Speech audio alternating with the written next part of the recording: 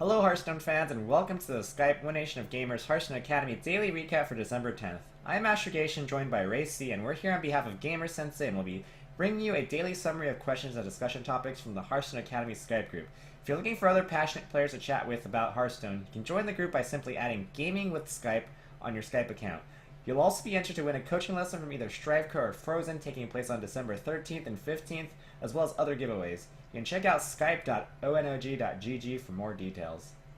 Our first topic today is regarding the surge of Miracle Rogue. Now, I think yesterday we were talking about how Pirate Warrior is dying down a bit. It's like tier 2 now. It's just doesn't have enough gas. It's outclassed by other aggro decks, and it also sometimes it just doesn't beat control decks as consistently because everybody is teching against it. But that made a lot of room for the surgence of Miracle Rogue because, as you know, Miracle Rogue is actually really weak to Pirate Warrior. So once that's kind of dying down, Miracle Rogue, I mean, we've seen so many high-profile streamers hit high ranks with it. I think at least two people have hit rank 1 legend with Miracle Rogue. Yep. And I mean, yesterday I actually had I climbed from the EU dumpster with an 80% win rate to top 20 EU with a questing rogue, and I think it's been really, really smooth. What do you think? Yeah, I was actually watching Mr. You get to rank 1 with Miracle Rogue, his version. It's very similar to how it was before, except you play double Swashbuckler, Patches, and then the other pirate, the Buccaneer, the small-time Buccaneer. So it's a bit more aggressive, and it basically the goal is to play 29 cards because you're playing Patches, so it's slightly more consistent. And I think the old Miracle Rogues actually, some of them even played Swashbuckler already, so it kind of just makes sense to add the Patches package. Well, that's a tongue twister, Patches package. Yeah, so now that the Pirate Warrior is starting to fall out of the meta, it seems like the stage is set for Miracle Rogues to start infesting the ladder very soon, if they have not already. Yeah, at the higher ranks, I've seen a lot of it. And let's talk about the common builds for a second. It seems like one counterfeit coin seems to be optimal. All of the high ranked lists that I've seen are all running one counterfeit coin, which makes a lot of sense because it's not a value card, and it can't if you're running 2 of them and you happen to get both of them in your opening hand, you better have Edwin or else you aren't doing anything. So yeah, one counterfeit coin seems optimal, and I think Small-Time Buccaneer was the Miracle Rogue's dream, because as a rogue, you want to be daggering on 2 anyway.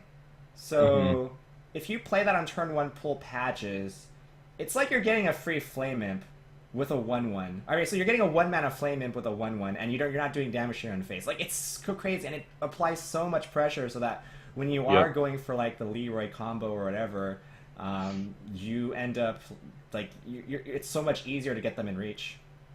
Yeah, I think it's also really important because it helps you fight off other pirate decks early game, like Pirate Shaman specifically. It helps you fight their early game as well.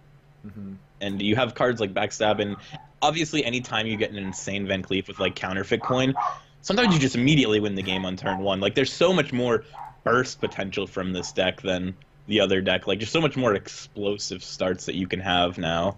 Yeah. Oh, speaking of winning a game on turn 1, actually, Mr. Yugu, I played a game against Mr. Yugu on his run, and so this is what happened. I was playing Druid. He was going first. It was turn 1. He played, and it's actually, there's a Reddit post on this. He played Swashbuckler, and pulled out Patches, Innervate, counterfeit coin, Cold Blood on the Patches, and then he played a 12/12 Edwin. This was all on turn 1. This is turn 1, him going first. Not like this. Not like this. There's a Reddit post on it. He also posted on his Twitter as well. It was the most. I couldn't do anything. I had the coin. I actually ran a mulch in my deck, and I was able to Moonfire the Patches, but I didn't draw the mulch, and then I ended up dying on turn 3 or something. But yeah, that was that. I mean, yeah, Rogue's definitely got the potential for those kind of explosive starts now. Yeah, for sure. But I don't know. The thing I like about it is that it's actually one of the more skill-intensive decks, and the fact that such a skill-intensive deck is making its way back to the top of the meta is, good news for the state of the game, in my opinion. But the meta is changing really fast. So because Miracle Rogue is now popular again, maybe Pirate Warrior comes back. We'll have to see. Things evolve really quickly. Yeah, I actually saw some people starting to play Doomhammer in their aggro shamans now to try to now counter the Rogue. Like, this is all happening, like, so quickly that, like, now Rogue's starting to become more popular. Now immediately people are like, all right, what can we do now? We don't want to go back to Pirate Warrior because it loses to Shaman. So now people are starting to play Doomhammer in their Shaman like they did before, which was Rogue's natural enemy, I think, in a previous format where aggro Shaman was the dominant deck. That's one of the main reasons why it destroyed Rogue so hard, was because Rogue cannot deal with Doomhammer easily. So now aggro Shamans are starting to tech in Doomhammers, and the meta is just progressing very quickly. Right. I like it a lot. Right, yeah, for the short period of time, yeah, the popular Shaman list, Jade aggro Shaman, wasn't running Doomhammer, they were running Aya. And yeah, if they are taking the Doomhammers back in again, yeah, that's crazy how quickly things are evolving. Well, hopefully we'll have another update on this situation in the coming days, but yeah, Rogue's kind of decent right now. Alright, so our second topic today is why Zoo isn't good anymore. It's kind of like just disappeared, I would say like almost completely. I think I might have seen like one Zoo since the expansion. Like just one guy playing Zoo. Just one lovely Zoo player. It's actually funny you say that, because Firebat actually played it in the, I think it's the Esports All-Stars tournament that was recently, like today. Oh, it's actually still going on, yeah. Oh, it's still going on, okay. He actually played it with patches, like he played a patches version, which is kind of funny because Warlock doesn't have any weapons, and that's kind of like what the pirates are synergized off of. He actually played Bloodsail Corsair, the card that subtracts a durability from a weapon. Oh, the one mana 1/2. Yeah, the 1 mana 1/2. And he was playing that, and it was basically a hard counter to other pirate decks. I think at least that's what he was going for, because he was saying that his lineup farmed pirate warriors. So I'm assuming that's what he was going for. Yeah, but it actually didn't really work out so well for him, since he ended up losing in the end to Druid, which he says he should beat, but I mean, if Druid does Druid things, that just happens. I think the liability with going with a lineup like that, or playing a deck like that, that's so heavily focused on beating one specific type of deck, is that you're dedicating a lot of card slots to doing that, where those slots are like just not impactful against other decks in the metagame, like Reno per se. Like if you have a Bloodsail Corsair against a Reno deck, that's just very low impact compared to what the other cards you could put into your deck. And even if you do have a normal Zoo deck, I don't think it's actually going to be fast enough to beat Reno and maybe even Druid and other certain decks in the metagame. Yeah. Like, it just feels slower compared to the Shamans. Right. Yeah, exactly. So Zoo is actually a lot slower than both Shaman and Pirate Warrior, so then, because a lot of Druids and Reno locks are teching such anti-aggression, it's like, the fact that Zoo isn't even as aggressive as the more aggressive decks means that it just can't beat Reno by the time, like, Reno's just going to draw into all of its AoEs, it's going to draw into Reno a majority of the time, and also, again, Druid, everybody's running double Pharaoh Rage, and the Ancient Awards as well. As you know, like, if the Druid's in a reasonable position and then slams down an Ancient Award on turn 7, Zoo has to commit so many resources dealing with that. And then, like, the fact that they're running 2, and then they have 2 Pharaoh Rages to heal. I mean, and also a lot of them are running Kun now, and they can use that to gain another 10 armor. So, yeah. Zoo is just not aggressive enough to beat Druid or any of the control decks. And I feel like the standard discard Zoolock didn't actually gain anything from the expansion, right? In terms of, like, the other aggressive decks, they gain the Pirate Package, and the Pirate Package allows them to actually just more easily contest with the Zoo's early game minions, and then you keep the Zoo off the board, and you can keep the Zoo off the board, it's harder for them to get value off of, like, their Abusive Sergeants, their Arguses, and then you just kind of snowball from there. Yeah.